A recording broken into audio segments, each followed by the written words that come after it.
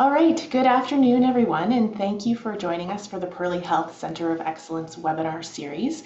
My name is Danny Sinden, and I'm the director of the Pearly Health Center of Excellence in Frailty-Informed Care. Pearly Health is a unique and innovative campus of care, home to more than 600 seniors and veterans living in independent apartments or receiving long-term care. Pearly Health is also a center for research, education, and clinical and therapeutic services. Before I introduce our speakers for today, I just want to let people know that there will be time at the end of the presentation for questions, and you can do so by writing them in the Q&A box at the bottom of your screen. Feel free to enter your question at any point. Additionally, today we are also trialing automatic closed captioning. If you'd like to follow along with a transcription, please click on the Show Captions button at the bottom of your screen. You can also change the settings of the captions by clicking the arrow button and the caption settings. Today's webinar will be recorded, and you'll be able to access this recording as well as past webinars on the Pearly Health Center of Excellence webpage.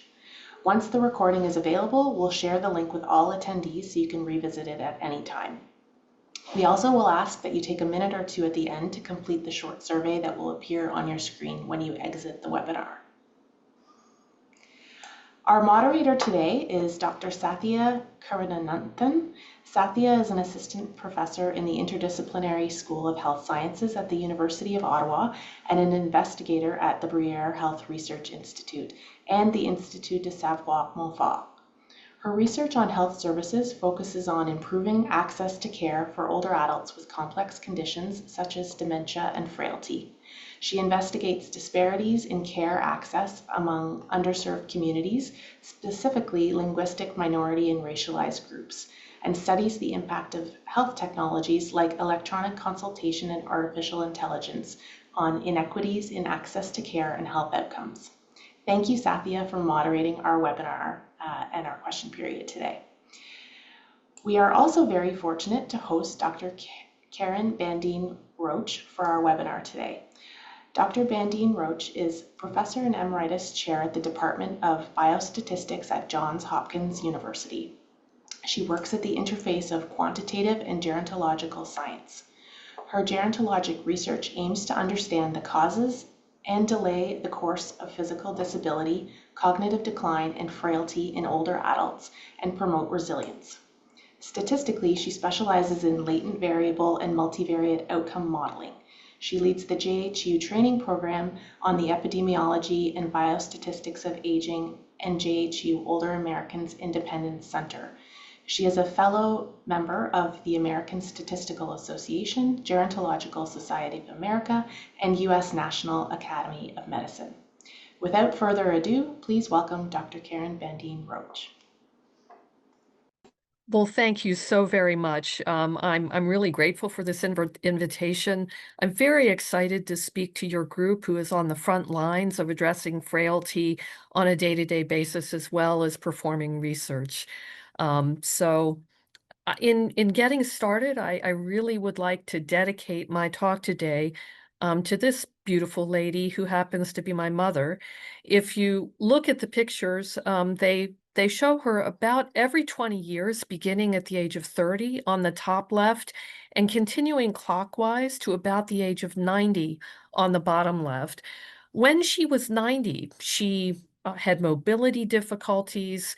She didn't get out very much, but I really would not have called her frail. She was still engaged with us, very engaged with life. But within a couple of years, she changed dramatically. She lost a tremendous amount of weight. Her muscles became, extremely what I would call wizened. Her energy dropped. She didn't want to play bridge anymore. She started having these bizarre cardiac events where she would sort of spin around and fall. My brother and I would say that it really seemed to us like her physiology was unraveling. And you'll see that that's the phenomenon I'm going to talk about today. I also want to acknowledge colleagues right at the beginning who've been so important to me in the work I'm going to describe. Later, I'll be talking about the spring study. I can't, of course, name all of these people, but I at least want to name Jeremy Walston to my left at the top and Ravi Varadhan to my right. We led a wonderful study that I'm going to describe to you together. And then finally, Linda Fried, whose ideas really will appear throughout this talk and has been a very important mentor since I was a very, very young assistant professor. All right, so, I have some slides having to do why care about aging and such. I hardly need to show them to you. I decided to keep them just, to ground us in, where this work ultimately, should have an impact. The first, we well know that the number of older adults is increasing. The yellow line is at 2025. In the US, we haven't quite reached the point where the number of older adults outnumbers the number of children 18 and younger, but we soon will. And in Canada, that crossover already has happened. It's not just, of course, that older adults are there are more of them, but are living longer lives. And so you well know better than anyone, what that means in terms of disease and disability and, all of the impacts we might be able to have if we were to delay the onset of disease, disability, frailty. Tremendous opportunities to elongate health for many, many people, to benefit society by delaying and preventing cost. And then finally, to be able to engage older adults to continue making contributions to our society for longer, all the wonderful contributions that they still have to make. Now, my title did have this sort of odd phrase about frailty and resilience being a window on health. And so I want to just foresee for you what I mean by that. I have to attribute Linda Fried with this phrase, point of the spear, that aging is the point of the spear for life course etiologies. What does that mean? Well, if we look at older adults, unfortunately, there are many adverse events that happen. That means that we can very well study the determinants of adverse events in older adults. But of course, those didn't arise from nowhere. They probably arose from things going on in midlife. And of course, we have data sets that really span midlife to late life at this point. The gerontology field is wonderful that way. And so we can make those connections. But then, of course, midlife health status arises out of early life. And similarly, we can make those connections, so that really, hopefully, what we can learn about what underlies health in late life really may translate all the way back to the beginning and be able to help us promote health throughout the life course. So with that introduction, here's the organization for the rest of my talk. I will talk a little bit about frailty, not because you need to know things about frailty. You, of course, that's at the center of your mission, but just to ground you in the particular philosophy of frailty that I will have at the heart of what I'll be talking about. Then I'd like to give you a quick tour of the sorts of things we do in the Older Americans Independence Center. Our center at Johns Hopkins has the theme of frailty. And so I'll give you just a very quick 30,000-foot overview of the sorts of things we do. And then I'll spend the rest of the talk on very recent work, which has to do with frailty, but also resilience, which in a way we think of as the flip side of frailty, not exactly, but we do hypothesize that key physiological underpinnings are the same, and so I'll show you some work that we're very excited about. All right, so what is frailty? Each one of us has our own answer.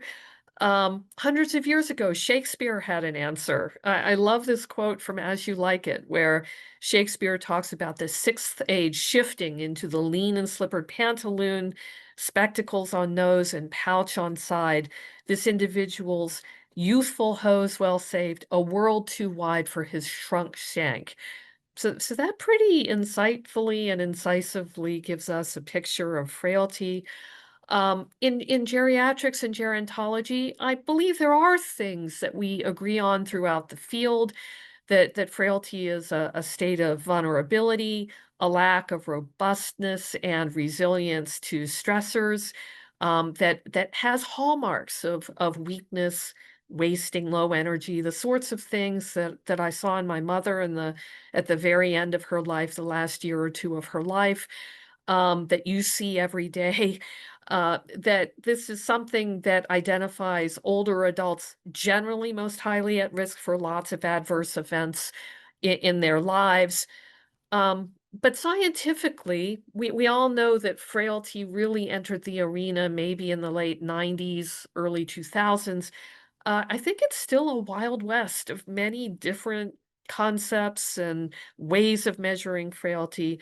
And so the one I'm going to talk about today really is the one that originated at Johns Hopkins, a definition that shares some features in the blue with the general thing that people agree on: decreased reserve and resilience, vulnerability to adverse outcomes, but some additional things in the yellow: the idea of a specific syndrome, not just a general high risk state, but a syndrome that is driven by declines across multiple physiological systems. I'll make that a bit more specific soon. That, of course, is the definition led by Linda Fried and participated in by Jeremy Walston and others back in the early 2000s, the physical frailty phenotype. And, so bottom line, what do we hope that the frailty concept can do for older adults? And you may say it's doing it, so I hope already in your center. Well, this really has to do with adults' adaptation to stressors. That question of, why do we have two older adults that are the same age, that look pretty much the same when they encounter a stressor? Imagine a surgery or something like that. One of them just sails through, bounces right back, no problem, whereas the other one really is thrown off by it and declines and never recovers. Of course, this is at the heart of frailty for, that precipitous decline, or resilience for being able to bounce back. What if we could tell in advance of the stressor who was who? We might be able to tailor their care accordingly. And better yet, what if we could fortify the ability to bounce back all along, going back through years? And so that's what we hope to do with the frailty and resilience concepts. So bottom line, frailty identifies subsets who need specific management, offers a target for prevention and intervention, societal benefit as well, and then resilience allows that continued engagement with life that we really wish for older adults to have as long as possible.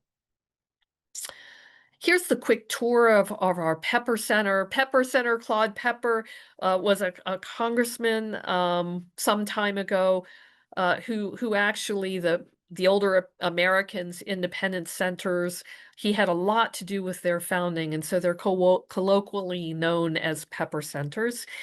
This is a roadmap of the sort of research we do. I am not going to go through this in detail, don't worry.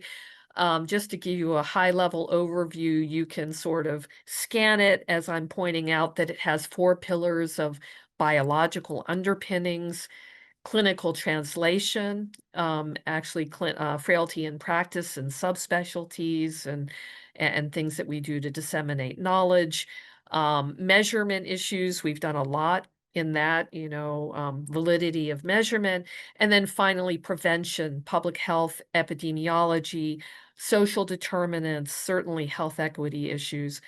We've focused on all of that. And so just a brief example from each of these pillars. In biology, here's a long-standing figure we have illustrating the hypotheses that we have about the impact of molecular and genetic underpinnings on the physiology underlying frailty. I think probably where we've done the most work has been here. A lot of work in mitochondrial dysfunction and implications for frailty.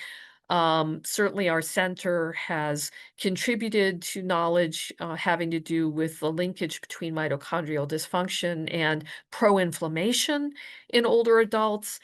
Really a feedback loop there. Dysregulated inflammation also seems to feed back and increase mitochondrial dysfunction, this whole vicious cycle leading to impaired energy production, inflammation, of course, dysregulated, leading to muscle wasting and, some of those hallmarks that we see in frailty. In measurement, of course, we have focused mostly on the physical frailty phenotype. This publication whose banner I've put up goes back a long way now. But in the earlier days, we focused a lot on validation, this idea of frailty as a syndrome, and, whether that idea seemed to be manifested in data. So really construct validity of that idea. More recently, we've actually stumbled upon surprising differences in measurement between racial and ethnic groups in the United States, such that individuals with the same degree and type of underlying frailty seem to manifest the criteria of frailty differently. And so that really raises concerns of algorithmic bias and such. I'll actually be talking about this work at ESPUM up at University of Montreal. I think it's just 5 days from today at the 27th. But work there to do to make sure that we are not inadvertently impairing access by actually assessing frailty less effectively in some racial and ethnic groups than others. Clinical management, we've been privileged to partner with clinicians at our institution very widely on this. The most work probably in general surgery, in kidney disease, in cardiac function. So a great deal of work about associations of frailty and doing less well in clinical procedures in these areas, the potential, hopefully, to identify individuals at high risk and do something about it. Behavioral psychosocial health. I think our most active work has been in physical activity. We have a large group that focuses extensively on this area. I want to show you just a little snippet of data from this paper. Amal Wanagatunga, my good colleague, led this work. And so what this is showing you are incidence hazard ratios for frailty as a function of physical activity at a baseline point, adjusting for lots of the usual things if you want to read what you see in front of you. At the left here, you can see 5 different metrics of activity. The first, third, and fifth are higher activity, a good state. The second and the fourth are metrics of less activity. Pretty much no matter which of these you use, there's a compelling association of more physical activity with a lower incidence of frailty. And so not terribly shocking, but Amal now is doing some very interesting work on interventions that are really focused on highly feasible interventions to get even frail older adults engaged in more physical activity, and we're very hopeful of what may come of that. And then finally, social determinants. And so this banner comes from a paper we did of the simple epidemiology of frailty across the United States back in 2015. 2 quick things to show you. The first, you see the map of the United States with 9 regions here, and what you're seeing is just the prevalence of frailty in each region. What a dramatic difference. These are age adjusted, but these differences persist if you adjust for much more, going all the way from 12% in the Mountain West of the United States, Mountain Southwest, all the way to more than 30% in what we call the stroke belt, these deep South states in the United States. And so it's pretty hard to ascribe that just to difference in mix of people. Really suggests that social determinants and health habits may be at issue. And then the most striking finding of all, I think, from this paper is illustrated in this very simple table, where we found really large differences in frailty prevalence between racial and ethnic groups in the United States, as much as 60 to 80% higher in Black and Hispanic older adults as compared to their white non-Hispanic counterparts. These are crude estimates here, but in that publication that I showed you a few slides ago having to do with measurement, even after adjusting for many other demographic characteristics, indicators of health, stratifying by wealth, it really, really didn't touch the magnitude of these differences. And so lots of work to do to identify mechanisms and to try to address these. So that's the end of my tour. And uh, I want to turn on now to the more recent work, which really has mostly to do with resilience, that great state that we'd like to see where older adults can meet stressors and either not be disrupted by them or fully bounce back rather than being vulnerable. We have focused mostly on physical aspects of resilience, not that the others aren't important. The others are super highly important, but we have focused mostly on the physical aspects. And so I should put up a definition of physical resilience. I have two of them here because it highlights a subtle distinction when we talk about resilience. At the top, you see capacity to bounce back from a physical challenge, so something like a surgery or a hospitalization. And really, what you can imagine here is the actual bouncing back. So imagine somebody's physical function, it's going along, they have a surgery. You might well expect that function to decline, but hopefully it would then relatively quickly bounce back. And so you can think of that actual process of the bouncing back as the resilience. At the bottom, though, you see an alternative definition that we published, which really focuses on what is it that allows a person to exhibit that bouncing back, having to do with the physiology that makes it possible. And so that bottom definition is the ability of a physiological system to recover from a stressor that's strong enough that the physiology is pushed far from where it started, but then bounces back to ultimately retain its essential identity and function. So either way, that's what we want with resilience. And so, what do we mean with those physiological systems? Our group has hypothesized that the really key systems are the same when it comes to either frailty emerging when those systems really decline and begin to have trouble maintaining their function, serious trouble, or resilience if those systems interact with each other harmoniously and are very fit. Those are systems having to do with stress response, HPA axis, mounting cortisol when we encounter stressors and such, autonomic nervous system, regulation of the heart when facing stressors, innate immune system, inflammatory responses. Secondly, metabolic system having to do with energy generation. And then finally, musculoskeletal integrity.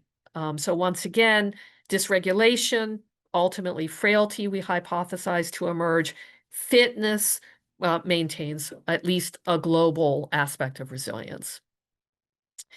And in epidemiological literature, there's a lot of evidence, many papers evidencing association of frailty, in this case, with individual markers of stress response physiology of the type I just talked through. You can see it there.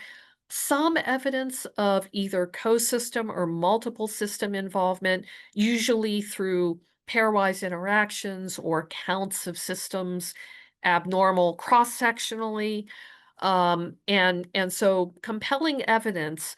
But, if we really want to take this hypothesis, to the full level that it needs to be, the next generation of discovery needs to be fully dynamic with multiple systems. Because if we want to evaluate how our physiology reacts to a stressor, well, we really need to stress it and then see how it responds. And so that's where our study is. I'll tell you about in a minute. And so this is the same slide except with a slightly different title. Treating things dynamically takes us into the realm of engineering and mathematics. And I promise I'm going to keep it really light in this aspect. But I do want to try to show you the idea because we hypothesize that frailty is actually a dynamical system crisis. And so, what do I mean by that? First of all, what's a dynamical system? Generally, a dynamical system is just an ensemble that co-evolves together over time. It really is a concept that came out of engineering. We're sort of viewing the body as a machine. That means and so what is this ensemble? What is it that's evolving? Well, first of all, it's what are called modules, technically. In our case, that's the systems and everything that contributes to them, going all the way down to the cells, which build up into organs. You can and then how the organs are in an ensemble within an overall system. Protocols have to do with that critical aspect of communication. Even within systems, the components have to communicate with each other. If a stress happens, my brain has to recognize it. The brain has to tell hormones to release. Hormones may then spin off an increase in heart rate. At some point, I have to recognize, hey, the stress is over. Those things can all return to normal. So all of the mechanisms that accomplish that communication, those are the protocols. I'm not going to go through them all. Maybe I'll just leave it at that. I've talked through the two most important things. And the important thing then is how do we describe then the coevolution, both in the health of the modules and the effectiveness of their communication with each other. There's where the math comes in. It's differential equations. Um, I'm not going to do anything more with differential equations in this talk other than to refer to it as an ideal. But then how would we study all of this? I think first of all, I do want to just mention that one thing about these systems is that if they are complex, then we know as things start to decline, whether it be the modules or the intercommunications, a vicious cycle can enact such that a surprising, difficult to predict emergent state that's fundamentally different from, the mechanism that characterizes usual functioning can happen. That's what we envision as frailty in terms of the physiological emergence, that underlying syndrome. And then how would you ever try to test these hypotheses? Well, you can only do it by actually stressing the system and hopefully with just a mini stressor that doesn't have any chance of invoking a real harm. We call that stimulus response testing. And so I'm so excited. We've been talking about this idea, and others have been talking about it, for 15 years or more. We've just concluded a study that has implemented it, and that's called the Study of Physical Resilience in Aging. And so, what about this study? We enrolled older adults who had one of three major stressors scheduled. So that was either or almost scheduled. I'm gonna back off of that. Total knee replacement, totally scheduled. Third one, bone marrow transplant for hematological cancers. Yes, scheduled enough. Hemodialysis proved difficult. We thought we could anticipate the initiation. That proved really difficult. That's a story for another day. What we aimed to do was to enroll people about a month before they would experience the major stressor. And then at that time, we collected a lot of baseline information, sort of general information that you can see up here, as well as highly molecular information. Importantly, this physiology, trying to assess this physiology that we hypothesize to underlie the ability to respond resiliently, both what we called surrogate measures, just static, usual cross-sectional measures, frailty, self-report of health, these dynamic stimulation measures, I'll tell you more about in a minute. Then the stressor happens. This means that the stressor is operating in the context of physiology, meaning the major stressor. And then after the stressor, we evaluated people at 1 month, 6 months, and 12 months to see what happened with those aspects of their function that we really care about. Also assessed at baseline. So physical function, cognitive function, biological markers, say of inflammation, began at baseline. We saw what happened after a month, 6 months, and then 12 months. I'm almost certainly going to lapse into acronyms. The one to really remember is that RESTORE is the total knee replacement. I'll try not to get too into that. Okay, now what about the dynamic stimulation tests? Let me give you an example. I think the example that everyone will understand is the oral glucose tolerance test. As you know, that involves a big sugary drink. And so imagine we have here a graph with time on the x-axis. So 0 is when the individual drinks the drink, glucose on the y-axis. So of course the glucose goes up, it comes back, hopefully comes back nicely, quickly. But we know that there's a lot of variation in how people respond. And so in this graph, maybe the red is a good response, mounts a nice response, but comes back to normal very quickly. Whereas the blue, we all might expect from someone who's frail, doesn't maybe mount the response they should, but then also has a really hard time coming back to where they started. So these curves are potentially governed by the sorts of equations that I talked about a minute ago. The hope would be that, the parameters underlying those equations that really describe how one's state now influences the state that they go to next may help us to identify who's frail, who's resilient, and that sort of thing. And so, in fact, we did the OGTT in spring, but we also did 6 other tests spanning at least the array of the stress response systems that I described a few slides ago, as well as energy. And I'm not going to talk about all of them today. I will talk about the ones that are in the yellow, and so I'll talk more about those in a minute. All right, so here's an outline of the work I want to quickly show you in the next 10 minutes. The first is just to really state the hypothesis. So we hypothesize that the dynamic functioning of that critical physiology that underlies the ability to be resilient, or else, that characterizes frailty, that state is recoverable from stimulus response data of the type that I've just described. And you'll see these are highly clinical settings. We were not able to get, many, many measurements along those nice curves that I showed you. So we didn't implement full differential equations. Rather, we took a schema of trying to distinguish adaptation, those elements of the system that are involved in meeting the challenge and changing in response to the challenge, coming back, versus the steady state of where a person would be under just usual circumstances.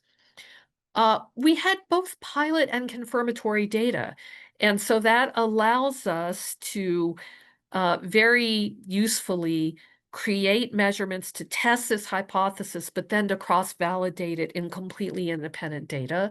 I'll briefly show you that. What did we do to try to resolve adaptation versus steady state? We used a method called principal components analysis. And so basically what this does, maybe I'll describe this more in the context of showing you the exact measures. I'll come back to that. And then finally, as another means of validation, we evaluated in the confirmatory data the association of these measures of physiology that we derived with a resilience phenotype, both for the strength of association, but also the diagnostic accuracy of prediction. So here's the specific measures. We had an ACTH stimulation test, very, very much like the OGTT, except that we stimulate the system with a shot of this hormone. You can see just 3 measures: baseline, 30 minutes, and 60 minutes. Our steady state measure is the area under the curve of a person's response. The adaptation is the difference between their log cortisol, is what we're measuring here, serum cortisol, at the end of the test compared to at the beginning. That number should be close to 0 if they've been able to respond well. We had a diurnal salivary cortisol collection that people did at home over the course of the day. Many of you will know cortisol should be high in the morning. It decreases over the course of the day, and then overnight it comes back up. And so the steady state measure is just the mean of the log values that were submitted, these saliva samples, 5 saliva samples. And the adaptation is the log of the ratio between the highest cortisol and the lowest cortisol, showing a robust response over the day. And then finally, we had Holter monitor for autonomic nervous center system, sorry, for over either between 3 and 12 hours of wear. And so our measures of steady state and adaptation were from a previous publication by Ravi Varadhan that combined power in 3 different frequency domains, as well as measures of heart rate variability. And so we have 6 measures here: steady state and adaptation per each of 3 tests. What Principal Components does is to try to basically create weighted averages. Weighted averages meaning that, some of these measures can count more than others in the measure, and they're created in a way that aims to spread people out, create as much heterogeneity as possible for a first component. A second component that would then be another weighted average that aims to do the same, but is not redundant to the first one, is independent of the second one, and so on. So finally, we have to have a resilient phenotype, that basically um, measures not only 4 different measures of function. You can see them at the bottom here: fatigability, short physical performance battery, self-reported physical functioning score, and a quality of life score. So not only to combine those, but remember, we're studying trajectories over time, and so I'm not going to go into the details of this method, but basically, my colleague Chen Li did an ingenious thing of first summarizing the shapes of trajectories for each of the 4 measures, and then summarizing patterns of the types of those shapes across the 4 different measures. So I might have said measures at first. It's times in the first step, measures in the second step. Bottom line is that we end up with a binary measure of resilient or not, with 37 people being non-resilient.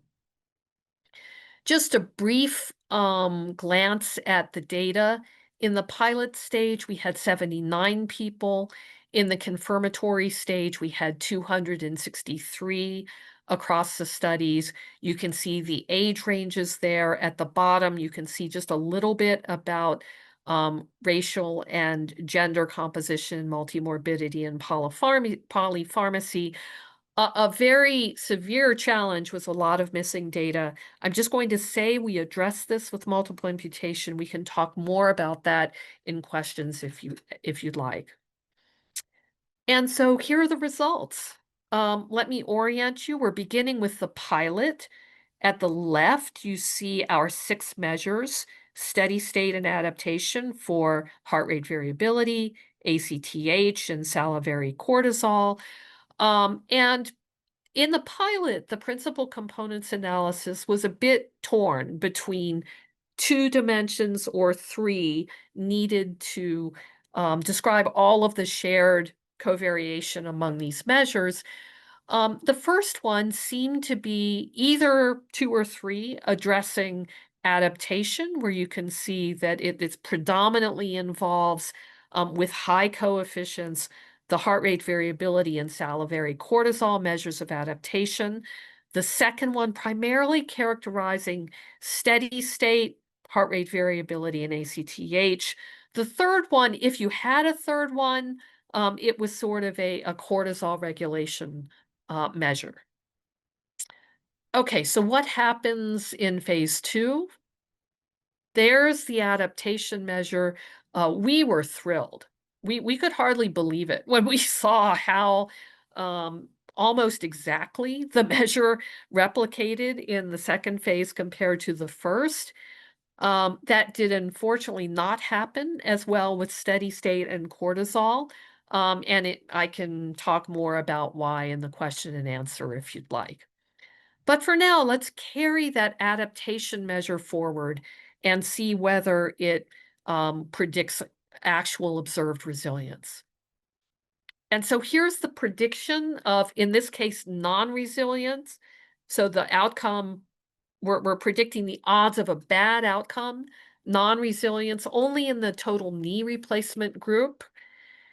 You can see here demographics at the top in red. We had more than that, but just for the have a condensed slide, we're not showing age, gender, a few other things that were clearly not predictive. So this is non-white obesity Charlson index.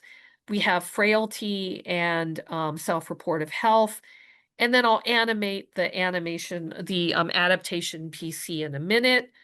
Bottom line, both frailty, self-reportive health are tremendously predictive. Frail, tremendously higher odds of being non-resilient.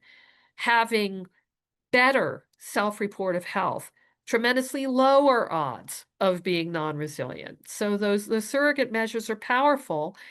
If I animate in the adaptation PC, it added a lot actually, it had per one standard deviation of this physiologic adaptation measure, the odds of non-resilience was decreased by more than 60%. In terms of predictive accuracy, some of you know the area under the curve for the receiver operating characteristic curve. 0.76 is okay. You wouldn't jump out up and down about it. Not bad. Increases to 0.8 with the adaptation measure. Not bad, but this is just a first look. I think we're really, really heartened and have a lot of hope for the utility of this measure. I'm going to skip the next 4 slides as I look at the time. I knew I might do this. And so let's go straight to the summary so that we have time for questions.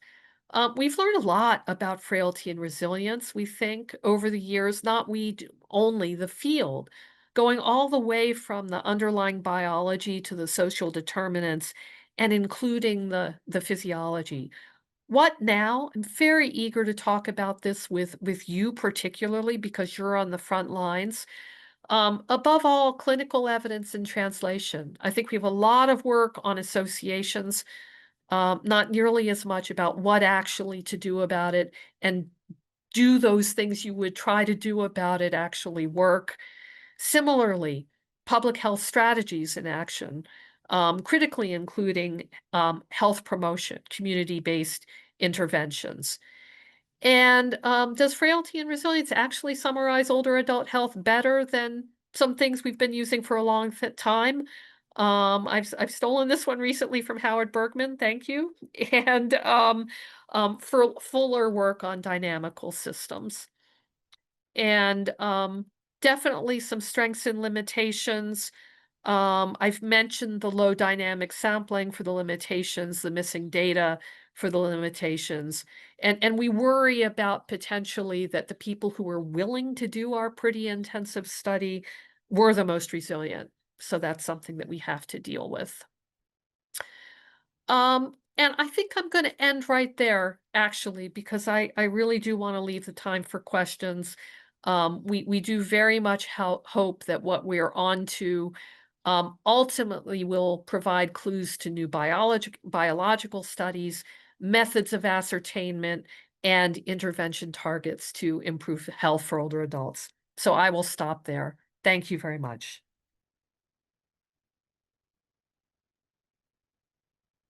Thank you so much, Karen. Anyone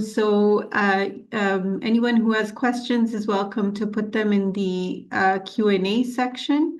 I'll start with one question we have that's already here. So the question is, in the context of the spring conceptual framework, I'm wondering if hip fracture could be an appropriate stressor, the recovery of which could be then measured as a resilience outcome. Thank you for that question. It absolutely could. But the problem for a study like ours is knowing the timing. And so if one had a planned hip replacement, one absolutely could do exactly what we did here. For an unplanned hip fracture, it would be very difficult to obtain the sorts of stimulus response data that we have here, unless it were implemented perhaps in a person's ongoing care. So you could imagine if we had our battery and were able to identify a couple of particularly useful measures. I think we are sort of onto that. Um, those might be obtained on a regular basis, and then in that case, we would have them, and absolutely one could implement that in hip fracture. So thanks very much for that question. Thank you. The second question is there any study into if the race of the care worker impacts the results with respect to the race of the patient? So in the resilience context, I'm not aware of any such work. Um, certainly in general in aging, I believe there is, and I actually should defer to Satya on this, who knows this field a lot better than I do. But I will say that in our own work, and certainly in the very recent resilience literature, I don't believe so. Okay. Yeah, I mean, maybe, Karen, this is a good opportunity to develop a little bit further on the work you alluded to in terms of measurement and differences across groups. I think there's a lot of interesting, avenues there that might be relevant to this question of differences across groups. Well, absolutely. And so um, definitely we began with a study that really tried to investigate in detail what might be associated with those very, very large differences in frailty prevalence that we identified. And, certainly there was nothing that you would tend to think of that easily even came close to explaining those differences away. But we did stumble upon, this differential measurement such that I'll tell you the hallmark that's easiest to explain. Imagine individuals with comparable frailty. We tried to get at that using latent variable models. It turned out that the older Black Americans were very substantially less likely to report exhaustion than their white counterparts. I would certainly hesitate myself to be able to know exactly why that is, but we hypothesize it either has to do with a difference in interpreting the question, or it could have to do with cultural differences in the willingness to report exhaustion, at least in the way that we asked about it. And so cultural considerations are incredibly important. And I really thank you for the question because, in future studies, it would be very, very interesting to see whether, that ability to bounce back, that resilient response varied by the mechanism that you just raised. So thank you. Thank you for the question. Yeah, I think there's a lot of interesting work there. So thanks, Karen. I just want to go back maybe to the earlier question and sort of this idea of whether so in trying to understand the clinical translation of some of the work that's being done. And, often, do you think, what do you think is the potential for this to actually be measured on a regular basis so that when someone does come into a situation where there's an urgent intervention that needs to be made, there is that potential for having that information about the outcomes they may experience? Thank you, Satya, because that's really the most important question. Will this ever have any applicability? And that really is what the National Institute on Aging wanted when it made the call for studies like these. It hypothesized also that stimulus response tests have the potential to substantially more accurately identify individuals at risk. And so that's the end game, to be able, before older adults approach major stressors, to be able to evaluate them, to identify older adults, not only who are at risk, but also who can perfectly well, with luck, undergo a major stressor like a surgery. And so I think what they were hoping for was probably a stimulus response test or two that would be feasible to be done. I think Holter monitor is totally feasible. People are sent home with those all of the time. And I think salivary cortisol is totally feasible. And so it's just luck that the two that have really emerged happen to be totally feasible measures. And so I'm hopeful that maybe things like these could be implemented in clinical practice. And then the other thing that we hope is ultimately to be able to intervene as well, to learn more about mechanisms and maybe be able to tune those physiological systems all along better than we currently do, so that people generally are better able to face both expected and unexpected stressors in their lives. Yeah, thank you, Karen. We have another question here. The comment is, very nice presentation. Do you see any role of vision and hearing decline or loss in relation to frailty? Please share your thoughts in relation to the resilience. Absolutely. And so, even our group, a while ago, I will say, we haven't been studying it in depth recently, with the exception of hearing. I'll come back to that. But some of our early work really did focus on vision particularly.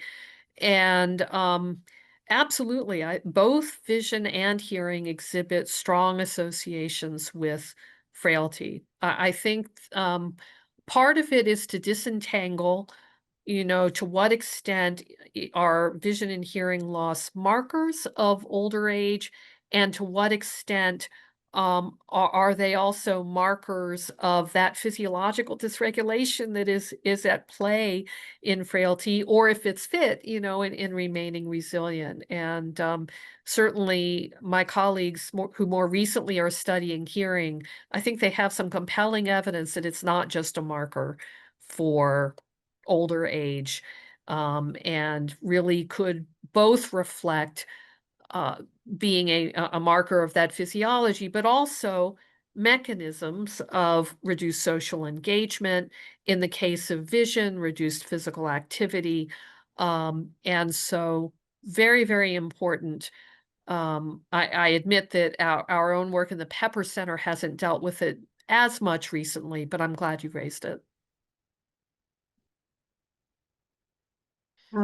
Thank you. I think, Okay, we have a question here from a live audience member who's in the room, if that's okay. Yes. Hi, Hi. Hi, Karen. Thank you for that presentation. How does the resilience relate to the developing concept, I think, even from the World Health Organization, of intrinsic capacity?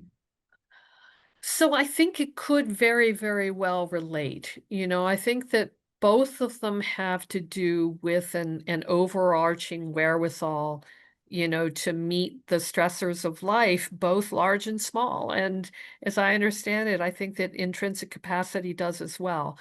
I think that, as I understand it, intrinsic capacity I think of as more of an index of, 5 or 6 domains that have been identified as being the hallmarks of the construct. Whereas I think we're thinking of resilience more explicitly from the underlying physiology and how that plays out. But you raise something important. Perhaps there's real um, opportunity to meld the two concepts, right? Or to at least create a better linkage, that could benefit both. The one other thing I'll very briefly mention is that the resilience field has talked a lot about not just saying resilience as I have in this talk. I've been bad in a way, but resiliencies. The idea that resilience is intrinsically connected to the stressor. I'm resilient to one stressor, but not to another. And so what I've been talking about today would have to do with sort of global capacity, but stressors like these probably involve very specific elements that allow us to be resilient to specific stressors as well. And so that's probably another difference in the two concepts. Thanks. Thank you. I think we're very close to the end, so I'll hand it over to Danny. Thank you so much. I would just like to extend our sincere thanks to Karen for this fabulous presentation. That was amazing. And to Sathya for moderating our question period. Thank you as well to all who attended today's webinar. We hope you enjoyed it as well. Please stay tuned for information on our next webinar. And in the meantime, if you'd like to learn more about the Center of Excellence, our current projects, or if you have ideas for upcoming webinars, please feel free to reach out and visit our website at pearlyhealth.ca/Center of Excellence. And just as a reminder, we would really appreciate it if you could complete the short survey when you exit the webinar. Thank you all and have a wonderful day.